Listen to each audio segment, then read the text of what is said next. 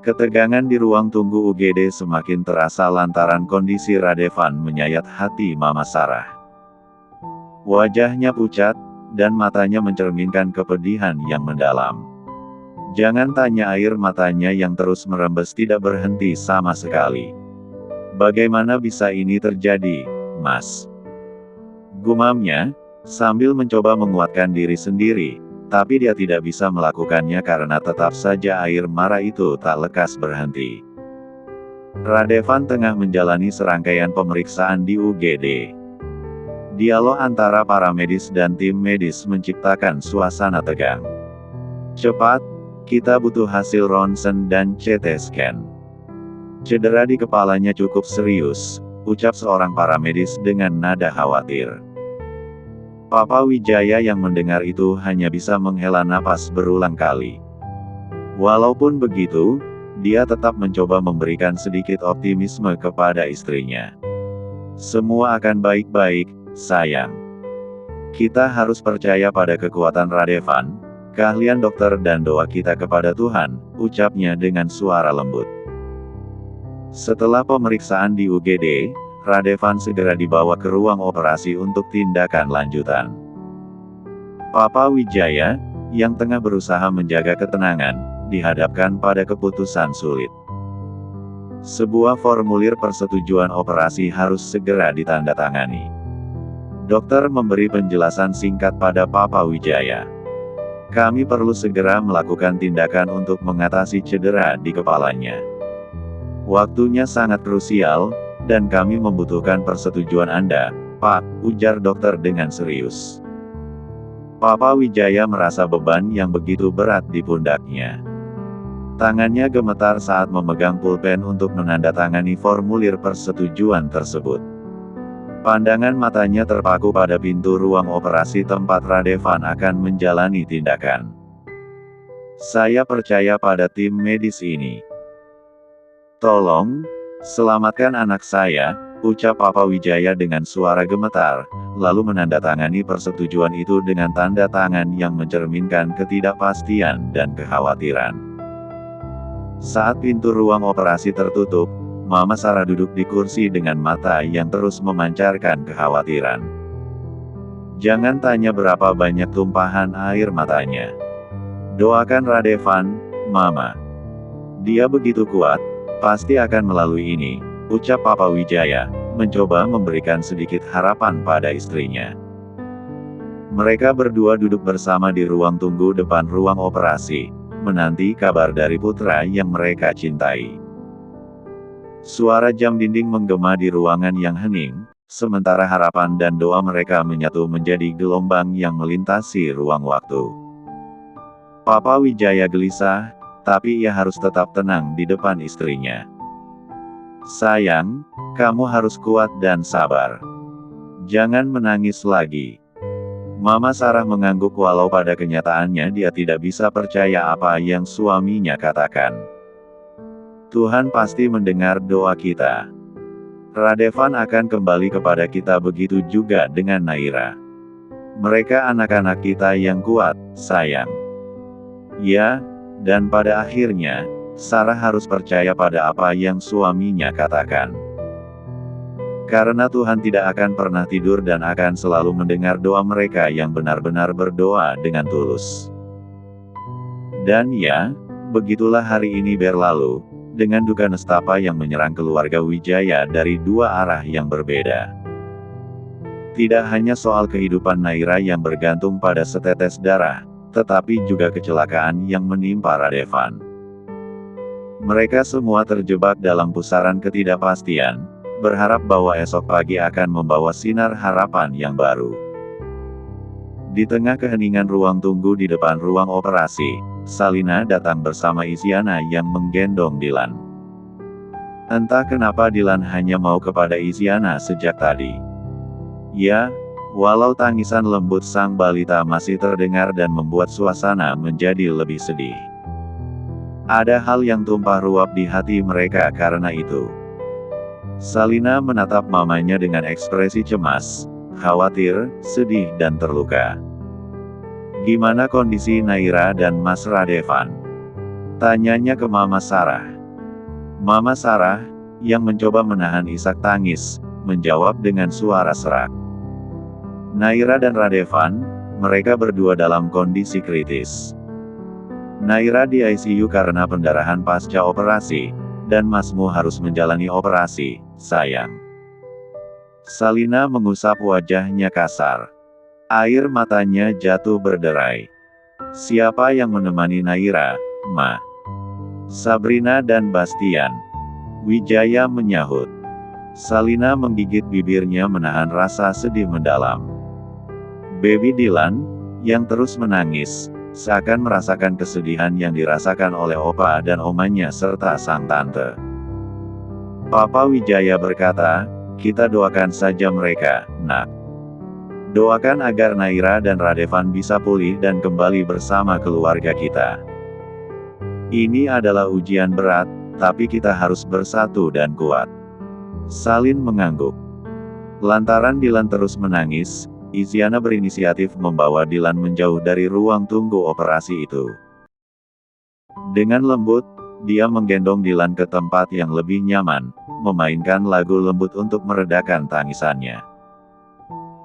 Sementara itu, di bagian sisi lain rumah sakit, Gravin tengah mengurus kepulangan jasad sang kakek. Tiba-tiba langkahnya terhenti sejenak saat dia melihat wajah kenal yang berada di dekar lorong sepi itu.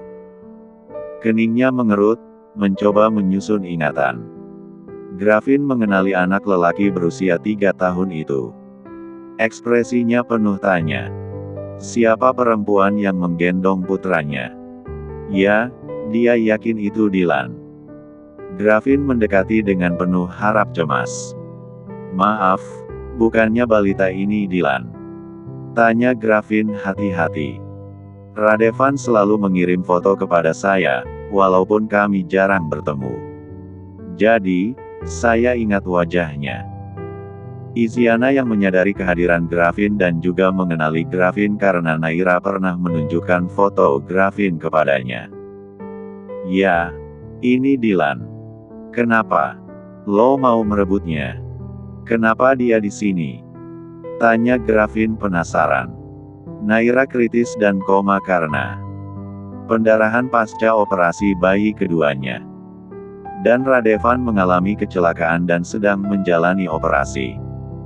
Gravin menghela nafas berat, mencoba menenangkan diri. Ya Tuhan. Isyana memahami kepedihan yang tergambar di mata Gravin. Demi Tuhan, saya benci hari ini. Gravin berkata. Isyana mengerutkan kening. Kenapa? Karena terlalu banyak duka. Isyana hendak menyahut, tapi Vea memanggil Gravin lebih dulu. Gravin, buruan. Gravin mengangguk lalu kembali melihat ke Isyana. Tolong jaga putra saya. Isyana menganggukkan kepalanya. Gravin memberikan senyum ke Isyana dan sontak Isyana ikut tersenyum. Pantas anaknya tampan, bapaknya aja kayak gitu. Lalu Isyana mengadu sakit saat Dylan menggigit pipinya. No. Ya, Dylan cemburu. Suasana di rumah duka keluarga kakek Harvan seketika menjadi ramai. Para pelayat datang dari segala kalangan, membawa aura campuran kesedihan dan penghormatan. Salma duduk di sudut ruangan dengan mata yang berkabut, wajahnya terlihat pucat dan terimpit oleh kesedihan yang mendalam. Di sebelahnya, suaminya Faris, mencoba memberikan dukungan dengan tangannya yang gemetar. Di sisi lain ruangan, Arjuna dan Vea berdiri dengan raut wajah yang dipenuhi oleh rasa bersalah. Mereka merasa bertanggung jawab atas kepergian mendadak sang kakek karena telah melarikan diri dari acara pernikahan yang seharusnya mereka hadiri 3 tahun lalu itu. Maafkan kami, kakek, bisik Arjuna dengan suara gemetar, tatapannya terpaku pada jasad kakek yang terletak di tengah ruangan dan tertutup kain. Vea menanggapi dengan mengangguk pelan, matanya terasa panas oleh air mata yang ingin ia tahan. Kami salah, tapi kami tidak menyesal, tambahnya dengan suara parau. Ini yang terbaik untuk semua. Vea memegangi perutnya yang membesar. Sementara itu, Gravin duduk di pojok ruangan dengan tatapan kosong. Pikirannya terasa kacau, tidak mampu memproses semua yang terjadi. Ia hanya bisa diam, membiarkan pikirannya melayang tanpa arah yang jelas. Di ujung ruangan, Mbok Ani duduk bersimpuh dengan wajah yang penuh dengan air mata. Terisak entah alasan apa, akan tetapi air matanya mengalir tanpa henti sebagai bentuk kesedihan yang mendalam atas kepergian kakek Harvan.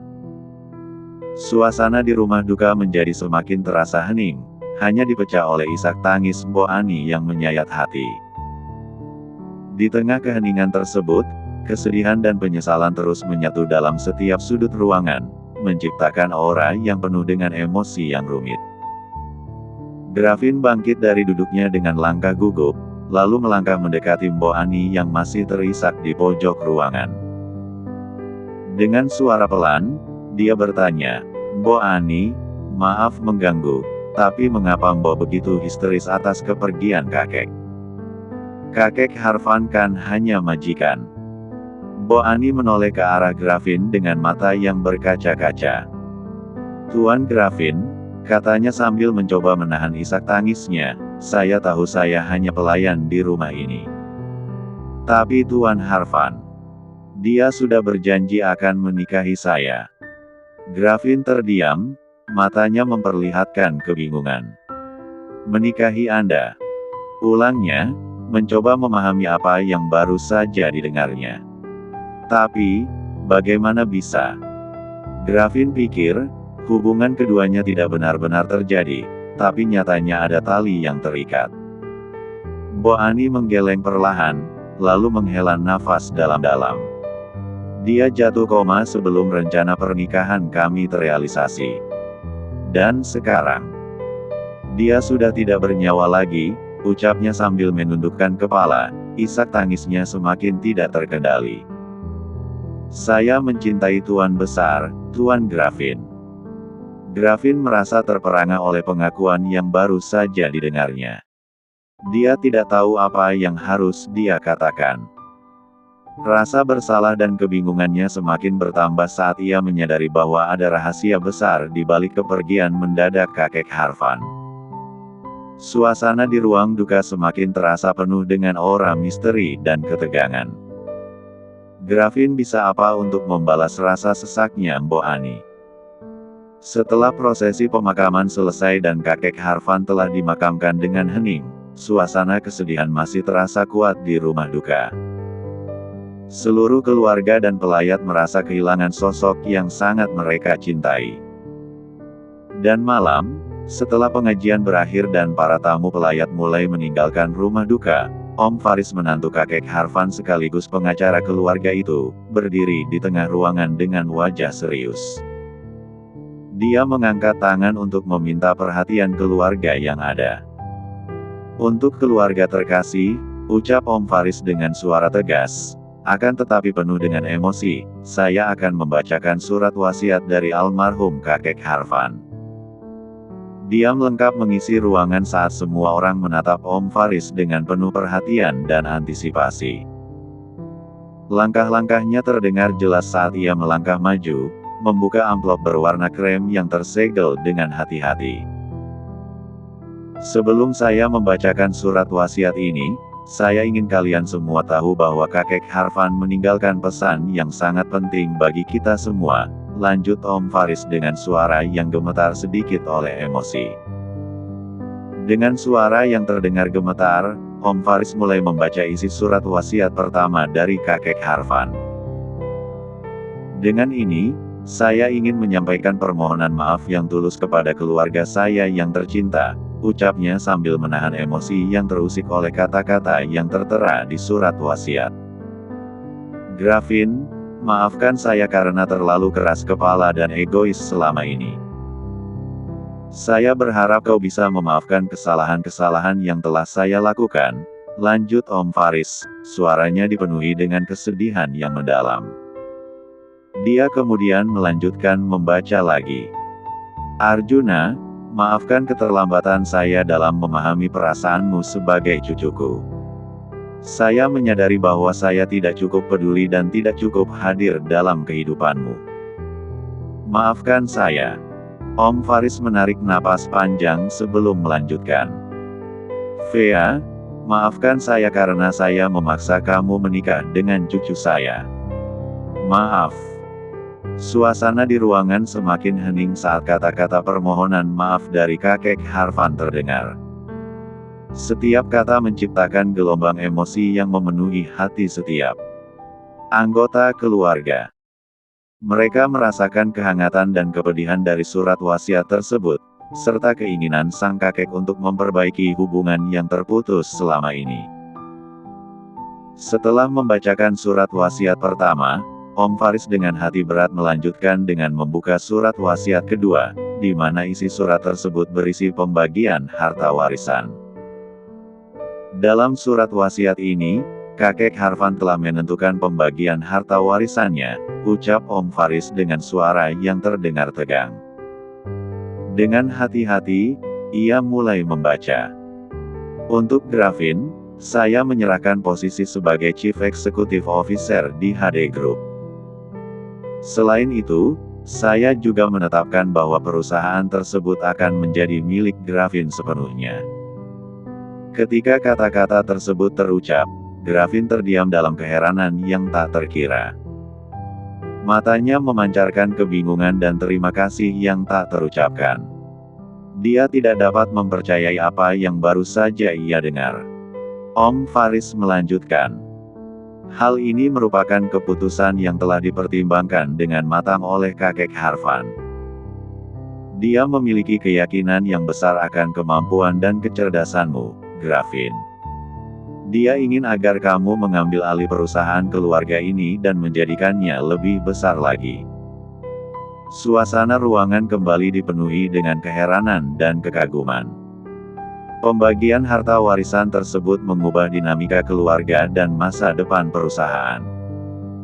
Gravin merasa terhormat dan terbebani oleh kepercayaan yang diberikan kepadanya oleh kakek Harvan, dan dia bersumpah akan melakukan yang terbaik untuk menjaga warisan keluarga tersebut. Om Faris melanjutkan pembacaan surat wasiat kedua dengan nada yang kian serius. Selanjutnya, untuk Arjuna, kakek Harvan telah menentukan bahwa kamu akan menerima hak dari perusahaan HH Group. Selain itu, kakek Harvan juga menetapkan bahwa perusahaan tersebut akan menjadi milikmu sepenuhnya. Ketika kata-kata tersebut terdengar, Arjuna terperangah. Matanya meluap dengan campuran kebingungan, syukur, dan tanggung jawab yang begitu besar. Rasanya sulit dipercaya bahwa kakek Harvan telah mempercayakan kepadanya perusahaan tersebut. Om Faris melanjutkan lagi. Ini merupakan pengakuan atas bakat dan dedikasimu, Arjuna. Kakek Harvan yakin bahwa kamu memiliki potensi besar untuk mengembangkan perusahaan ini lebih lanjut. Dia berharap kamu akan menjaga warisan keluarga ini dengan baik. Suasana ruangan kembali terasa penuh dengan kekaguman dan kebanggaan. Pembagian harta warisan tersebut tidak hanya menjadi bentuk apresiasi terhadap Arjuna, tetapi juga menunjukkan kepercayaan yang besar dari kakek Harvan terhadapnya.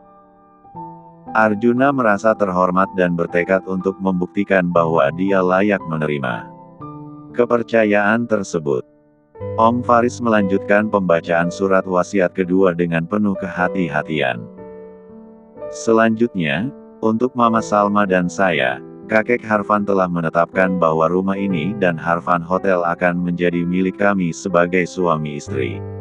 Ketika kata-kata tersebut terucap, Mama Salma menatap suaminya dengan campuran kekaguman dan rasa terharu yang tak terkatakan. Mereka berdua merasakan beban tanggung jawab yang besar atas amanah yang telah diberikan oleh kakek Harvan. Om Faris melanjutkan lagi dan lagi. Kakek Harvan mempercayakan kepada kami untuk menjaga dan mengelola aset-aset ini dengan bijaksana. Kami berjanji akan melakukannya dengan penuh dedikasi dan rasa tanggung jawab. Suasana ruangan kembali diwarnai oleh keheningan, tetapi kali ini terasa lebih hangat dan penuh dengan kebersamaan. Pembagian harta warisan tersebut menjadi bentuk penghargaan atas dedikasi dan loyalitas Mama Salma dan Om Faris terhadap keluarga Harvan. Mereka berdua merasa bersyukur atas kepercayaan yang telah diberikan kepadanya, dan mereka bertekad untuk menjaga dan mengelola warisan keluarga tersebut dengan sebaik-baiknya. Gravin menghela napas berat, matanya terpaku pada lantai dengan ekspresi campuran kekecewaan dan penyesalan yang mendalam. "Demi Tuhan," gumamnya pelan, suaranya terdengar penuh dengan patah hati. "Aku tidak bisa menerima semua ini." Dalam keheningan ruangan yang terasa begitu berat, Gravin merasa beban atas kesalahan yang telah ia lakukan semakin membebani hatinya. Ia merasa yakin bahwa tindakannya yang egois dan keliru telah menghancurkan perasaan kakeknya sebelum wafat. "Dia begitu baik padaku, dan aku malah..." bisik Gravin, suaranya pecah oleh rasa sesal yang tak terbendung. Saat itu, Om Faris menghampiri Gravin dengan langkah lembut, menatapnya dengan penuh pengertian. "Gravin, kakekmu pasti tahu bahwa kamu mencintainya dengan tulus. Dia telah mempercayaimu untuk menjaga warisan keluarga ini karena dia tahu kamu memiliki potensi besar." Gravin menatap Om Faris dengan mata yang dipenuhi oleh air mata. Meskipun berat hati, dia tahu bahwa dia harus menerima tanggung jawab yang telah diberikan kepadanya. Dengan tekad yang baru, Gravin bersumpah untuk mengubah kesalahannya menjadi pembelajaran dan berusaha untuk membangkitkan kebanggaan kakeknya dari keputusan yang telah diambilnya. Om Faris melanjutkan pembacaan surat wasiat dengan suara yang penuh dengan kekaguman dan keheranan. "Dan yang terakhir, untuk Dilansang cucu dan anak dari Gravin," ucapnya dengan penuh perhatian. Dalam surat wasiat ini, kakek Harvan telah menetapkan bahwa rumah di perumahan elit akan menjadi milik Dilan.